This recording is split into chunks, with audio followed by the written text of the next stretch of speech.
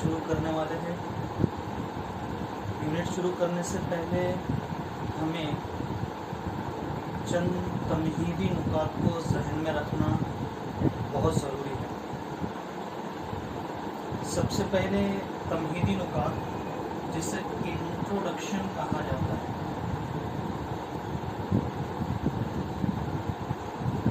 Introduction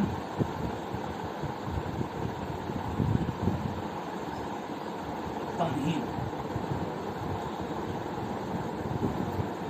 introductory part में सबसे बुनियादी जुज़ फैक्टर वो ये है कि तमाम लिविंग ऑर्गेनिज्म, तमाम जिंदा जानदारों को अपनी ज़िंदगी की एक्टिविटी, कारकिर्दगी को अंजाम देने के लिए एक तवानाई की ज़रूरत होती है।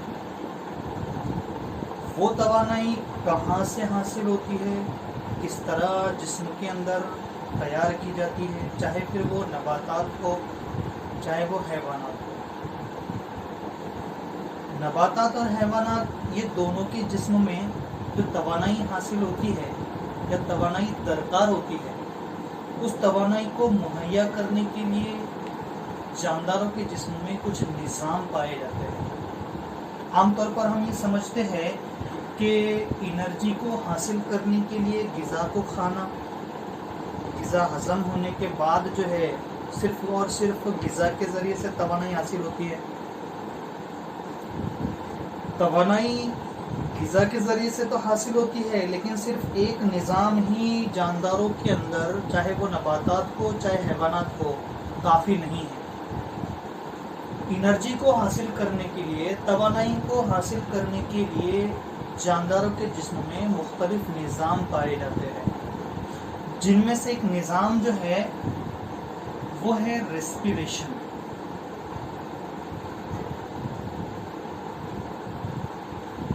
जिसे हम अमले तनफ्फुस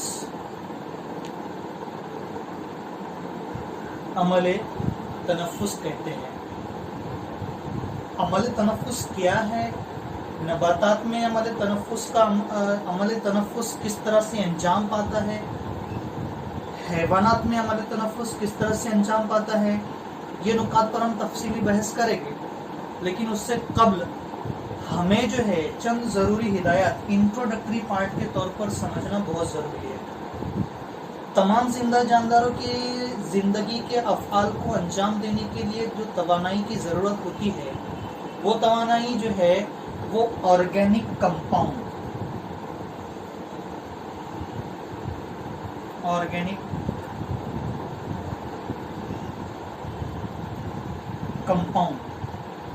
जिसे नामियाती मुरक्कबात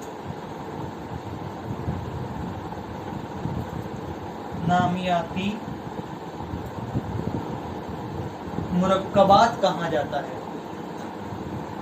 अच्छा, नामियाती मुरक्कबात में किन अज्जा को शुमार किया जाता है, ये नुकात हमने 11th जमात के अंदर समझ चुके हैं, बारहा इसको हम देख चुके हैं, लेकिन बुनियादी तौर पर उसे हम दोबारा रिवाइज कर लेते हैं कि नामियाती मुरक्कबात में किन अज्जा को शुमार किया जाता है।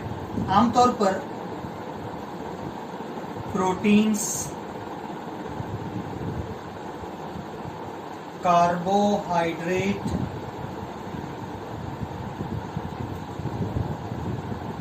विटामिन्स एंड मिनरल्स, इन तमाम अज्जा को नामियाती मुरक्कबात में शुमार किया जाता है। लेकिन यहाँ पर एक चीज़ को बताना बहुत ज़रूरी है कि प्रोटीन्स, कार्बोहाइड्रेट्स, विटामिन्स ये नामियाती मुरक्कबात है, और मिनरल्स जो है इसे गैर नामियाती मुरक्कबात, नॉन इनऑर्गेनिक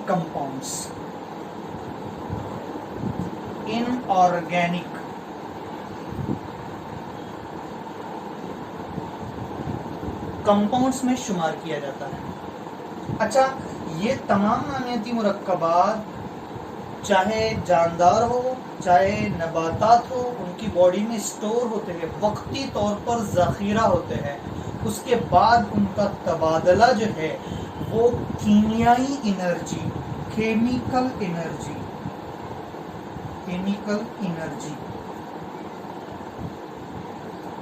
में तबादला किया जाता है और उसी केमिकल एनर्जी को ATP, adenosine triphosphate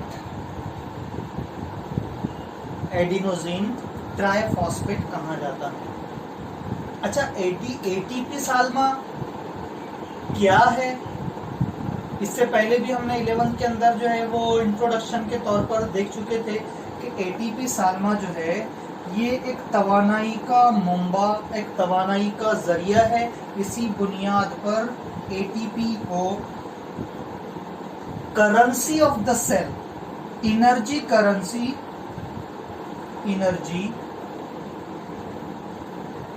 currency of the cell, खुलिये की तवानाई का जरिया, खुलिये की तवानाई का सिक्का कहा जाता है। इसी एटीपी साल्मी की वजह से तमाम नबातात और तमाम हैवानात को तवानाई मुहैया होती है और उस तवानाई के जरिए से नबातात और हैवानात अपनी जिंदगी के अफ़आल को बखूबी अंजाम देते हैं। तो सबसे पहले के इंट्रोडक्टरी पार्ट के अंदर, तमहीदी नुकात के अंदर यही जो नुकात है ये सबसे बुनियादी है, सबसे अहम है कि ऑर्गेनिक कंपाउंड्स, नामियाती मुरक्कबात, ये नबातात और हैवानात के जिस्म में वक्ती तौर पर जमा होते हैं और उनका तबादला जो है वो कीमियाई एनर्जी, केमिकल एनर्जी के अंदर एटीपी साल्मे की शक्ल में किया जाता है और इसी को अमल तनफ्फुस और रेस्पिरेशन कहा जाता है। अब रेस्पिरेशन को समझने के लिए हमें जो है उसकी तारीफ को समझना और एक तामुल के जरिए से हम उसे जो है वो आसानी के साथ समझ सकते हैं। तो सबसे पहले हमारे सिलेबस की बुक के अंदर जो तारीफ दी गई है वो इस तरह से है कि ATP it is a biochemical process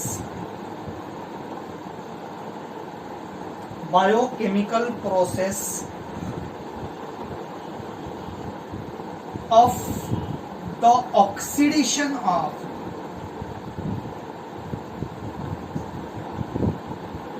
of the oxidation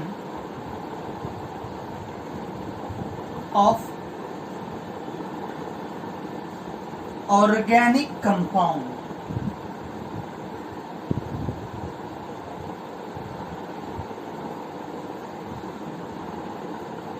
in an orderly manner of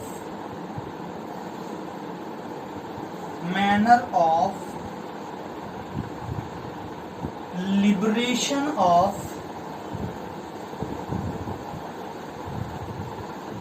chemical form of energy,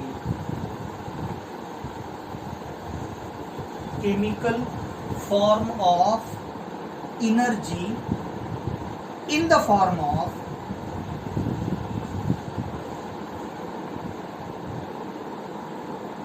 ATP, adenosine triphosphate. तारीफ को समझना हमारे लिए बहुत जरूरी है। ये तारीफ अगर हमारी समझ में आ जाएगी तो पूरे यूनिट को समझना हमारे लिए आसान होगा। तो सबसे पहले respiration is a biochemical process. Biochemical process किसको कहा जाएगा?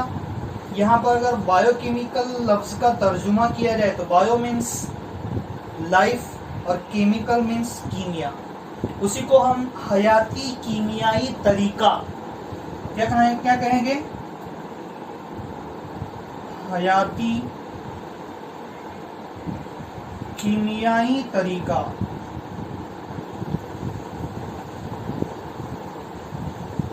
तनफ्फुस ये एक हयाती कीमियाई तरीका है जो नामियाती मुरक्कबात की तकसीद करके कीमियाई एनर्जी या कीमियाई तवानाई में तैयार होता है। लिबरेट का मतलब तैयार होना या खारिज होना। लिबरेट का मतलब क्या होता है? तैयार होना या खारिज होना। तो केमिकल एनर्जी के फॉर्म में यानी एटीपी साल्मे को कीमियाई तवानाई के फॉर्म में तैयार करता हो तकसीदी तरीके के जरिए से। ऑक्सीडेशन को कहा जाता है अमले तकसीद। अमले तकसीद। अच्छा, ये तो हो गई रेस्पिरेशन की तारीफ। रेस्पिरेशन की तारीफ अब हम एक दूसरे फॉर्मेट के अंदर या दूसरी डेफिनेशन के जरिए से भी समझ सकते हैं। वो इस तरह से कि respiration is defined as the biochemical process और intracellular process of breakdown of chemical compound into organic compound into chemical energy in the form of ATP molecule is called as respiration। ये हो गया हमारी रेस्पिरेशन की definition. Respiration की definition को हम हयाती तामुल के जरिए से भी समझ सकते हैं। जैसे for example C6H12O6 plus 6O2 to form 6CO2 plus 6H2O plus 38 ATP molecule। This is the simplest form of chemical reaction for the explanation of respiration। Respiration को हम इस तामुल के जरिए से आसानी के साथ समझ सकते हैं। This is the carbohydrates. This one is the oxygen molecule. When the carbohydrates combined with oxygen molecule to form carbon dioxide, water molecule is liberated and generation of chemical energy in the form of 38 ATP molecules। अच्छा, यहाँ पर एक जुज़्व को समझना हमारे लिए बहुत जरूरी है। आमतौर पर हम क्या समझते हैं कि हम जो सांस लेते हैं ऑक्सीजन के साथ बहुत सारी गैसेस हमारे जिस्म में दाखिल होती है और कार्बन डाइऑक्साइड भी हमारे जिस्म में ऑक्सीजन के जरिए ऑक्सीजन के साथ दाखिल होती है और सांस के छोड़ने के अमल के साथ हम कार्बन डाइऑक्साइड को खारिज करते हैं। कार्बन डाइऑक्साइड को खारिज करने के लिए एक जरूरी नुक्ता हमको यहाँ पर समझना बहुत जरूरी है और वो नुक्ता ये है कि हम जो सांस लेने के अमल के जरिए से का जो ऑक्सीजन को इंटेक करते हैं, जिस्म में दाखिल करते हैं, जज्ब करते हैं, उसके साथ कार्बन डाइऑक्साइड हमारे जिस्म में नहीं जाती, बल्कि ऑक्सीजन और जिस्म में तैयार होने वाले नामियाती मुरक्कबात का तामुल होता है और उस तामुल के जरिए से तकसीदी अमल के जरिए से कार्बन डाइऑक्साइड तैयार होती है। ये अमर को समझना और ये नुक्ते को समझना हमारे लिए बहुत जरूरी है। ठीक है। अच्छा, अगला नुक्ता है गैसियस एक्सचेंज और organs of respiratory exchange. organs of respiratory exchange।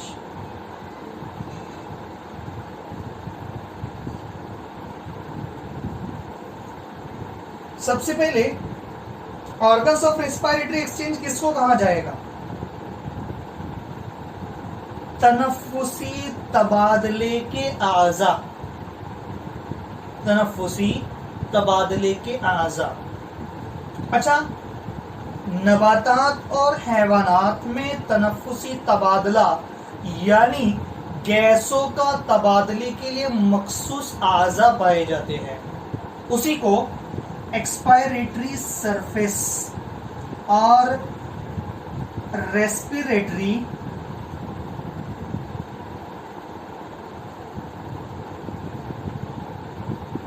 Surface कहा जाता है? रेस्पिरेटरी सरफेस कहा जाता है? सबसे बुनियादी तौर पर respiratory exchange is a physical process, तबाई तरीका है, तबाई तरीका है जो गैसों के तबादले, गैसेस एक्सचेंज के जरिए से काबू किया जाता है, गैसेस एक्सचेंज के जरिए से काबू किया जाता है। अच्छा, गैसेस एक्सचेंज को या गैसों के तबादले को अंजाम देने के लिए जानदारों के अंदर जो आज़ा ऑर्गन्स पाए जाते हैं उसको ऑर्गन्स ऑफ रेस्पिरेटरी एक्सचेंज कहा जाएगा। ऑर्गन्स ऑफ रेस्पिरेटरी एक्सचेंज को कंट्रोल करने के लिए चंद बुनियादी नुकात को, बुनियादी फीचर्स, खुसूसियात का होना बहुत जरूरी है। सबसे पहली और बुनियादी खुसूसियात ये हैं, इट शुड बी लार्ज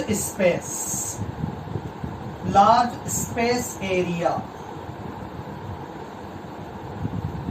वो आज़ा या वो उज़्व जिसमें स्पेस एरिया जो है तनफ्फुस के लिए या गैसों के तबादले के लिए जो एरिया है, जो जगह है, जो सतह है, वो बड़ी होनी चाहिए।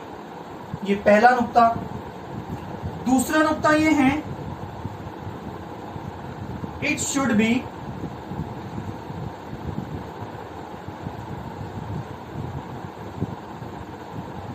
हाईली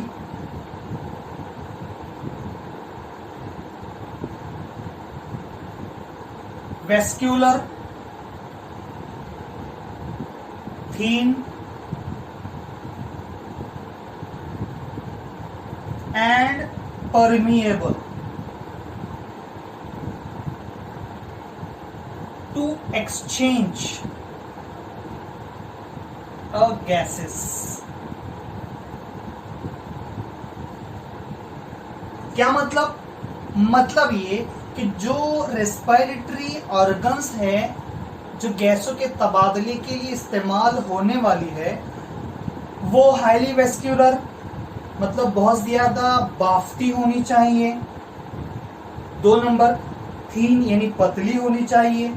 3 नंबर परमिएबल कहते हैं नुफूजी। अच्छा, नुफूजी किसको कहा जाएगा? नुफूजी को समझने के लिए हम इस नुक्ते को इस तरह से समझ सकते हैं कि स्पंज को अगर पानी में हम रखेंगे तो पानी जो है स्पंज के जरिए से जज्ब हो जाएगा, मतलब जज्ब कर लेना, नुफूज कर लेना। एक पॉइंट ये हुआ।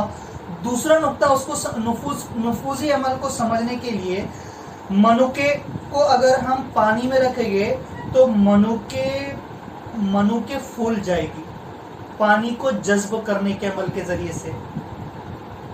नुफूजी अमल की तारीफ इस तरह से है कि एक महलूल का दूसरे महलूल में मुंतकिल होना, एक महलूल का दूसरे महलूल में मुंतकिल होना, उसे नुफूजी अमल कहा जाता है।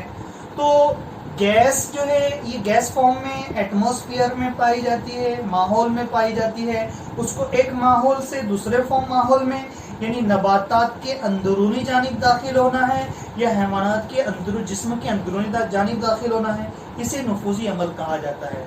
नुफूजी अमल को हम एक यूनिट हमारे सिलेबस के अंदर है, प्लांट वाटर रिलेशन, इसमें काफ़ी डिटेल से हम समझेंगे। लेकिन अभी यहाँ पर नुक्ता है, इसके लिए उसको समझना इस तरह से ज़रूरी है। तो उसके लिए हमने एक पॉइंट यहाँ पर देख लिए कि किसी महलूल का एक मकाम से दूसरे मकाम में मुंतकिल होना नुफूजी अमल कहलाता है, परमिएबल कहलाता है। तो गैसों के तबादले के लिए नबाती सतह का परमिएबल होना, नुफूजी होना लाजमी और ज़रूरी होता है। तीसरा नुक्ता जो है वो है it should be moist. It should be moist मतलब तनफ्फुसी तबादले के लिए जो आज़ा पाए जाते हैं तनफ्फुसी गैसों के तबादले को अंजाम देने के लिए तनफ्फुसी सतह का मॉइस्ट यानी नम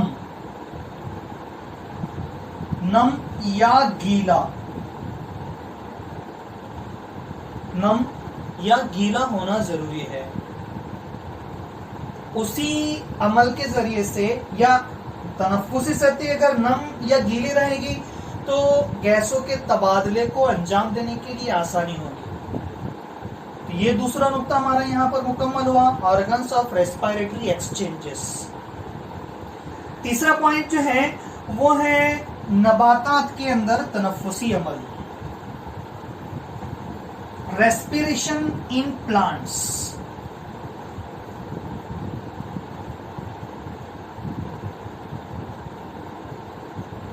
रेस्पिरेशन इन प्लांट्स, नबातात में अमल तनफ्फुस।